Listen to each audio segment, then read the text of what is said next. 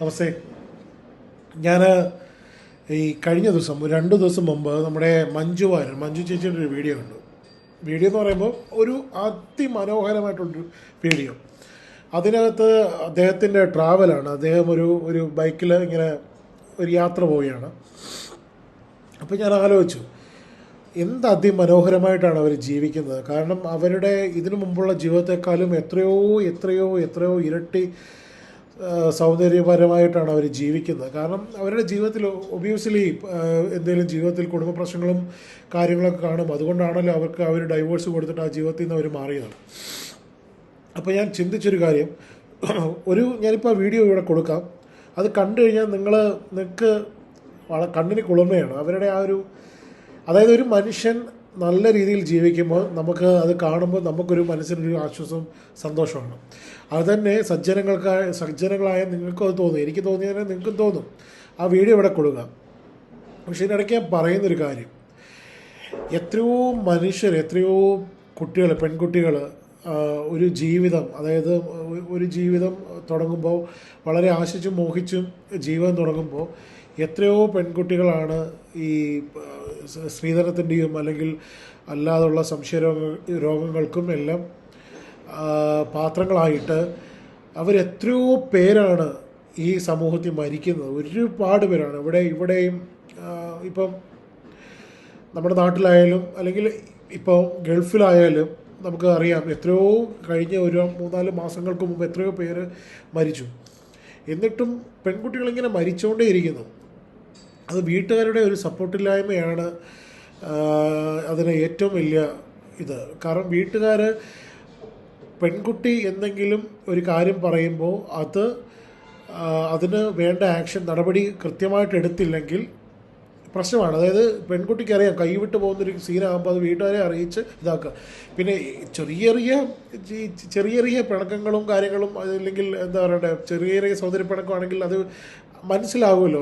പൊട്ടൊന്നുമല്ല ഒരു മനുഷ്യൻ, മനസ്സിലാവുമല്ലോ. അപ്പോൾ അങ്ങനത്തെയുള്ള കാര്യങ്ങളൊക്കെ ആണെങ്കിൽ അങ്ങ് വിട്ട് കളയുക. അത് സൗന്ദര്യപ്പിണക്കമാണ്. ഇപ്പോൾ പറയത്തില്ലേ, ഇപ്പോൾ പരസ്പരം ഉള്ള കാര്യങ്ങൾ വീട്ടുകാരുടെ ഇടയിലോട്ട് വലിച്ചഴിക്കരുത്. ഇപ്പം കൈവിട്ട് പോകുന്നൊരു കേസാണെങ്കിൽ അത് ഭാര്യ ഭർത്താവിനെ നിയന്ത്രിച്ചാൽ മതിയാവും. തിരിച്ചും ഭർത്താവ് ഭാര്യയെ നിയന്ത്രിച്ചാൽ മതിയാവും.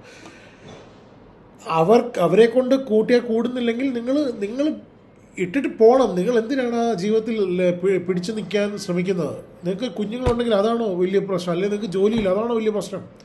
ഇട്ടേച്ച് പോവുക.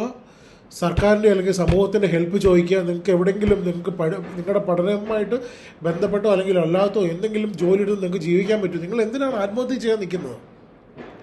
നിങ്ങൾ ആത്മഹത്യ ചെയ്യേണ്ട ആവശ്യമേ ഉണ്ടാകുന്നില്ല. ആത്മഹത്യ ചെയ്യേണ്ട ആവശ്യമേ ഇല്ല. ദയവ് ചെയ്ത് നമ്മുടെ പെൺകുട്ടികൾ ഇത് കാണുവാണെങ്കിൽ അത് മനസ്സിലാക്കുക. പൊതുസമൂഹത്തിലേക്ക് വേണ്ടിയിട്ടാണ് ഞാനിത് പറയുന്നത്.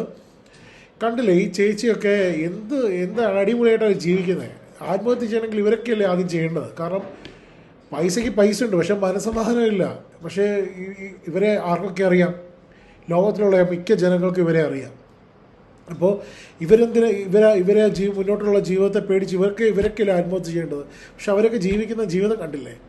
അപ്പം പെൺകുട്ടികളോടാണ് ഞാൻ പറയുന്നത്, പെൺകുട്ടികൾ മാത്രമല്ല പീഡനം നേരിടുന്നത്, ആൺകുട്ടികളും നേരിടുന്നുണ്ട്, ഇല്ലെന്നല്ല ഞാൻ പറയുന്നത്. പക്ഷെങ്കിൽ അതിപ്പോൾ ആൺകുട്ടികളായാലും പെൺകുട്ടികളായാലും ആരൊക്കെയായാലും അത് നേരിടുന്നുണ്ടെങ്കിൽ അത് നിങ്ങളെക്കൊണ്ട് കൂട്ടിയാൽ കൂടുന്നില്ല എങ്കിൽ നിങ്ങൾ ആ ചങ്ങല പൊട്ടിച്ചെറിയുക, നിങ്ങൾ ഫ്രീ ആകുക. അല്ലാതെ ആത്മഹത്യ ചെയ്യാൻ ദയവ് ചെയ്ത് നിൽക്കരുത്. ഇത് സമൂഹത്തിലേക്ക് ഞാൻ എൻ്റെ ഏറ്റവും പൊളൈറ്റായിട്ട് എൻ്റെ ഒരു അഭ്യർത്ഥനയാണ്. ഇനിയും ദയവ് ചെയ്ത് ഇങ്ങനൊന്നും കേൾക്കരുത്. കാരണം വളരെയധികം ബുദ്ധിമുട്ടാണ്. കുഞ്ഞിനെ ഇട്ടിട്ട് ആത്മഹത്യ ചെയ്യുന്നു, അല്ലെങ്കിൽ എന്താണ് നിങ്ങൾക്ക് കൗൺസിലിങ്ങോ കാര്യങ്ങളോ ഒക്കെ വേണമെങ്കിൽ അതിന് നിങ്ങൾ ആ ജീവിതം പൊട്ടിച്ചെറിയൂ, തിരിച്ചു വരൂ. നിങ്ങൾക്ക് സമൂഹം തരും കൗൺസിലിങ്ങും കാര്യങ്ങൾ. സമൂഹത്തിൽ നല്ല ഡോക്ടേഴ്സ് ഉണ്ട്, അവർ തരും. ദയവ് ചെയ്ത് ആത്മഹത്യ ഒന്നിനും പരിഹാരമല്ല. ആത്മഹത്യ ചെയ്യാൻ നിൽക്കരുത്. നിങ്ങൾക്ക് കഴിവില്ലാന്ന് നിങ്ങൾ വിചാരിക്കുന്നത് നിങ്ങളിലൂടെ ആയിരിക്കും നിങ്ങളുടെ കുടുംബങ്ങളൊക്കെ നാളെ നല്ല രീതിയിൽ അറിയപ്പെടുന്നത്. അതുകൊണ്ട് ദയവ് ചെയ്ത് ടോക്സിക് ആയിട്ടുള്ള ജീവിതത്തിൽ നിൽക്കരുത്. ആരും ആത്മഹത്യ ചെയ്യരുത്. നമസ്തേ.